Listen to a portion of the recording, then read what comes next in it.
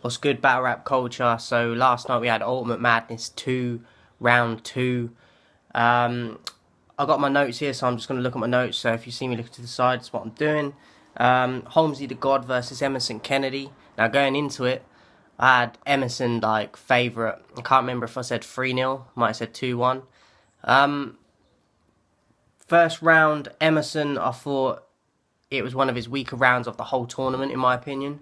I feel that even though that was the case, I felt like he did enough to win the first round. I didn't think Holmesy really would warmed up properly.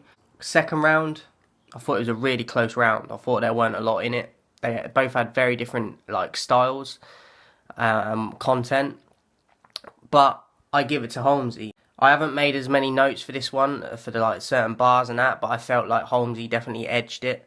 But I could see that round going either way for most people, but I edged it to Holmesy.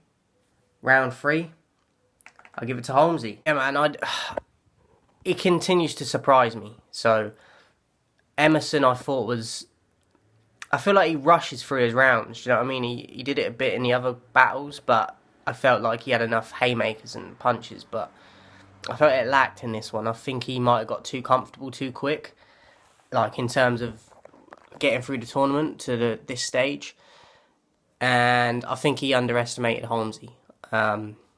And I think Holmesy, though, I underestimated him as well. He's continuing to prove himself. So shout out to Holmesy. I give it 2-1 to Holmesy for that. And then we had Tink the Demon versus Danny Myers, and I give it 3-0 to Myers in the end. Tink, unfortunately, he's rusty coming out of prison. It's only his second battle out, and he choked in the first round. So not what you want to be happening, obviously, which was a shame as well, because I was liking his material until he choked. So I was kind of like, fuck. So I had to give that just on merit to Danny, just for not choking in that. And he did have a bar, something like about Tink's daughter or something, or saying I'll do a Serbian film with him or something. If you know about that film, that was disturbing. So I thought that was just nasty in Cortez words from Danny on that. So first round, Danny. 2, I thought both of them did their thing. A really good round from both. But Danny took it for me. I felt like he just neutralised whatever Tink was doing.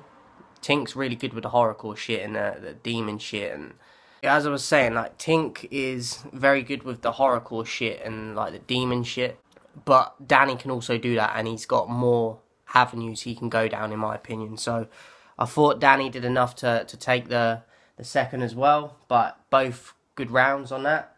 And then Tink in the third, he stumbled, man. It's just a shame, because it would have been a much better battle if he hadn't have done it, obviously. Choking in the first and then stumbling in the third. It's just a shame, because as I said, I liked the material he came with, and I liked what he was doing.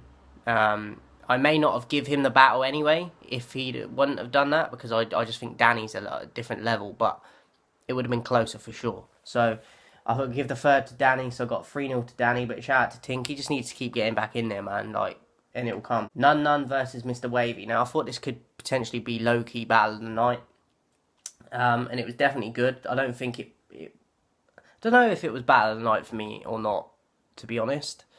I didn't think any of these battles were too crazy, in my opinion.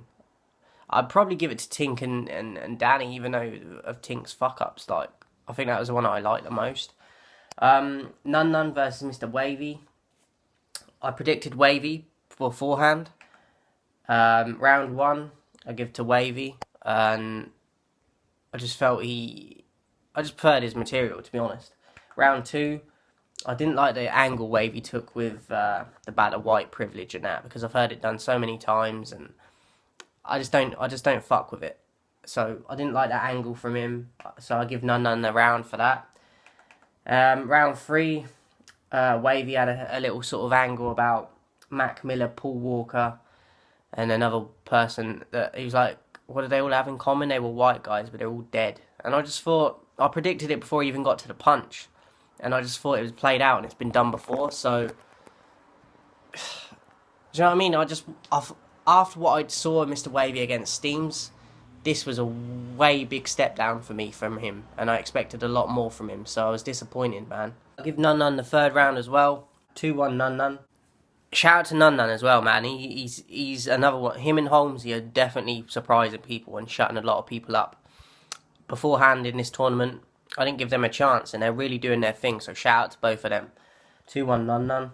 And then main event, Mike P versus Bill Collector. Now, there's been a lot of build-up, a lot of backstory behind this storyline with the Mike P and Ryder shit with his girl. I don't get into all that because I think it's kind of corny. But I did say the other week that I think how Mike responded to it was corny as well. Like, it said a lot about how he responded to it all. Blocking people, deleting people and all that. I expected more from him in that sense. I had Mike P before the battle. And round one, I thought Mike did enough. He got round one for me. I felt like Bill he wasn't saying a lot to me at all. So I think Mike easily took one. Round two, Bill he started talking about the girl shit in it, and also Mike mentioned his girl and all that angle from Ryder and shit in his first round, and it showed that he was paranoid about whatever was going to be said. But I did give him the first. But the second, Bill was obviously going at the whole shit with the Ryder stuff, and it was getting to Mike. You could see it was again. So it is what it is, man. I didn't think Mike counteracted what he said in the second, so I give Bill the second. Round three, damn, that's what I was doing last night. I was like, wow, I thought he was mocking it, you know, where the battlers like choke, but then they're like, psych, you think I'm gonna choke? I thought he was doing that, and then the time just kept ticking and like tumbleweed, do you know what I mean? It's silence, and I was like, damn Mike, like, because he's at that level, he's put himself on that level now where you don't expect that from him at all. Maybe the slight slip up, but not a choke like that. He choked out of the gate, and he couldn't even get it back at all, and he just called time on his round without nothing spat. So I was disappointed, man. Like, I knew there was a lot of pressure going into this on him, but this was his chance, man, and he dropped the ball. So it is what it is, man. Bill did his thing. I think if Mike hadn't choked, he would have took the battle. But it is what it is. Shout out to Bill Collector through to the next round. And Mike's going to have to deal with this, however he deals with it. Like, his response after the battle and that, like, you can see it's fucking himself up. Like, I've seen people saying in the comments, like, he needs to take a break from battle rap, and I agree. Take a break. Get yourself together first, man. Battle rap is not life. Do you know what I mean? You might get paid for it, but you need to get right with yourself first. And as I said, I didn't like the way he responded to all this shit, but everyone does different things. But I think the way he responded to it all said a lot. And I think he does need to take a step back for a while. And he's one of my favourites, so obviously I want to see him battle. But right now, I can see it's fucking him up. So I think he needs to take a step back for a bit. But yeah, man, Bill Collector, shout out to him. I give it 2-1 to Bill. And then we got, I think it's next week, we got Saga versus Franchise. I actually had Franchise beating Tink the other week, and it's the first time I'd ever seen Franchise, so I expect him to beat Saga, if Saga is on what he's been doing lately. And I've got to be honest, like, Smack, none of us really want to see the Saga right now. He's choked, well, he's lost 2 battles in a row. Bad performances. Even his comeback after the choke, like, the material now, I was expecting a lot more from him, and it wasn't there. So I think you've kind of dropped the ball on this. You could have got a lot more fire matchups. Nobody wants to see the Saga right now, so I didn't agree with that. So that's disappointing, but I might tune in just to see Franchise, because I did like him the other week, man, and I had him beating Tink, so I might tune in to just see it. But yeah, man, when they dropped that like that and it's a surprise, like, I was like, really? Like, he's not even got momentum going forward for, like, the Saga, so I didn't get it. But it is what it is, man.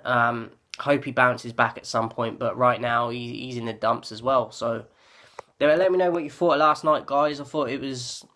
I actually thought round 1 was better, to be honest, on a whole. So I hope going the next round it's better and it picks up again, because I thought last night wasn't as good. I'll do another predictions for the semi-finals as well, and hopefully it's got to pick up surely, because the money's on the line. It's getting crunch time. Do you know what I mean? Like, it's playoff time, so let's go, man. Shout out to everyone supporting. I'll catch you on the next one.